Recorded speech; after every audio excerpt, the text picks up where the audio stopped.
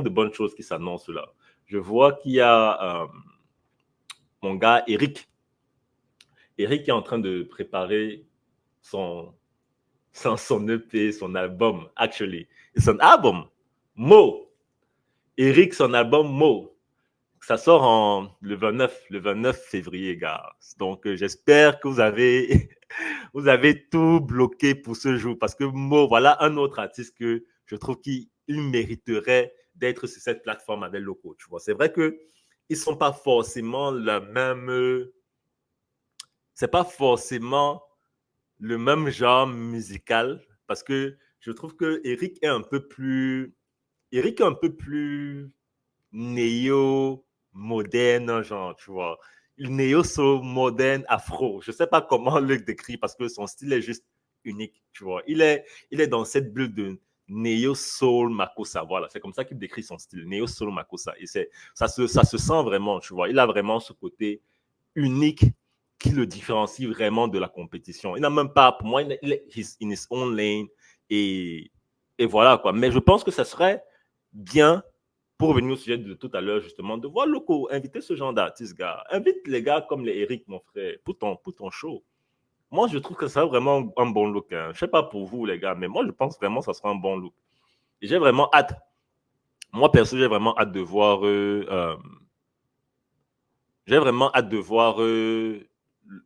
quelqu'un comme Eric prester au concert de Loco, tu vois. Et je trouve que ça tombe bien parce qu'il sort un album là le 29. Et pour ceux qui ne connaissent pas, Eric, c'est le premier artiste du label Rujos, right? Rujos de ma girl, Esta. Esta has been doing a thing, man. Esta, voilà une autre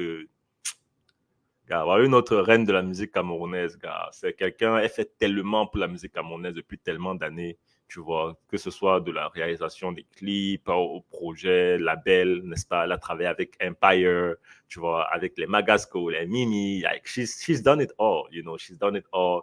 Et elle s'est lancée justement dans son propre label, Rujos, et un label un peu indépendant. Je crois qu'ils ont probablement un deal de distribution avec Universal. Shout out to her. Très bien positionné, je trouve. Et ouais, donc là, elle produit plusieurs artistes, dont justement Eric. Et je crois que Bafi aussi est rentré dans son écurie. Je ne sais pas si c'est en tant que distributeur ou bien en tant que manager de carrière. Je ne connais même pas vraiment la forme du label. Hein, parce que tu sais, les labels ont beaucoup évolué dans le temps. Tu vois, les labels ont beaucoup évolué dans le temps. Parce qu'avant, les labels étaient like a one shop all, right? Quand tu venais dans les labels, tu viens dans un label pour qu'on te produise et c'est le label qui va te produire, qui va en général faire ta promotion.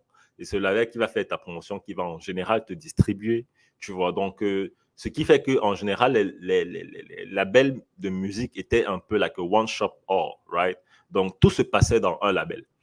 Et avec le temps, les labels ont évolué, tu vois, de par l'évolution de Internet, tu vois, l'accès aux techniques de production qui ont rendu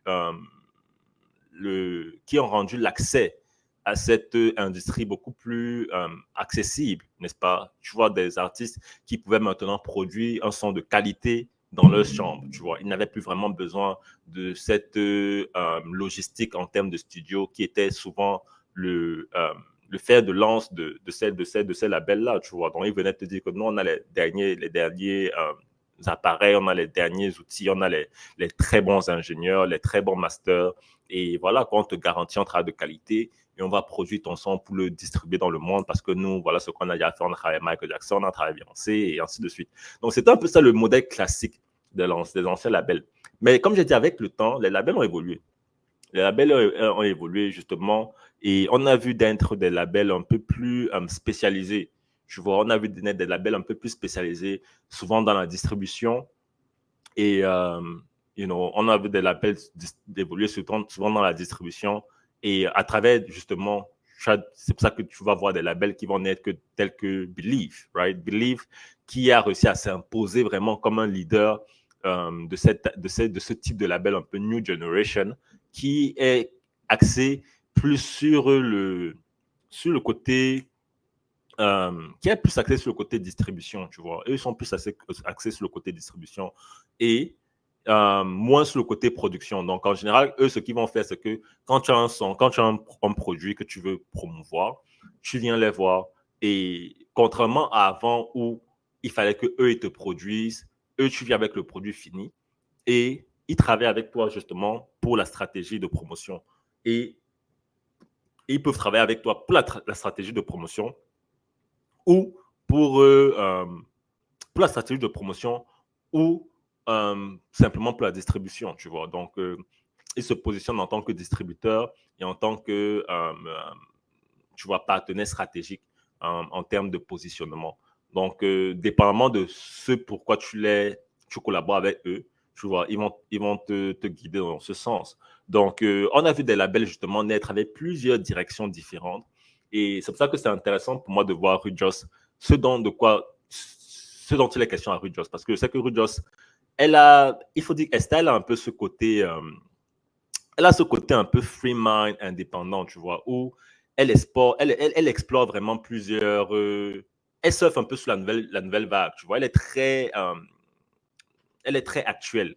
Elle est très actuelle dans l'environnement et elle sait ce qui se passe et elle connaît les besoins des artistes dans ce sens, tu vois. Donc, je trouve que à travers ça, ça ne m'étonnerait pas que Rujos soit un label qui soit positionné en tant que distributeur et non vraiment en tant que producteur. Ou bien peut-être même elle produit plusieurs types de services en même temps, tu vois. Peut-être elle produit des services de production, de distribution et de marketing. Ça ne m'étonnerait pas. Parce que par exemple, avec Lilka, avec Bafi, j'ai l'impression que c'est plus en termes de accompagnement stratégique, tu vois. Donc, voilà, moi, j'aimerais bien savoir. J'aimerais bien savoir. Ça, c'est un sujet peut-être. Il faut que. I need to reach out to her, man. I need to reach out to Toesta. J'aimerais vraiment en savoir plus sur l'ADN de Rujos, parce que c'est vraiment de ça qu'il est question ici, l'ADN de Rujos. Mais quoi qu'il en soit, shout out to her, man. Shout out to her. She's been rocking with her guy, Eric, for a minute now. Ils travaillent ensemble depuis un petit bout. Et l'année passée, ils ont sorti un EP fantastique. Vraiment un EP fantastique. Vraiment, moi, c'était l'un de mes EP favoris l'année passée, les gars. Eric, car Eric est trop fort, mon frère. Eric est trop fort. Son EP est bobé. Enfin, c'est Lambi plutôt. Ils ont sorti Lambi l'année passée. Et justement, avec les Bebaki, euh, Ella, Ebobé, Pondessou, très très belle EP, très très belle EP de mon gars Eric.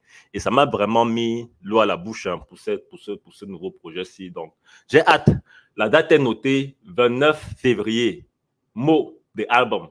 Can't wait, man. Can't wait to support my guy. So make sure you guys check the album out, man. We're definitely gonna do a live. Peut-être on va faire un live pour couvrir la sortie de l'audio. Peut-être. Ça, c'est encore à voir. De sortie. Mais en parlant de un autre artiste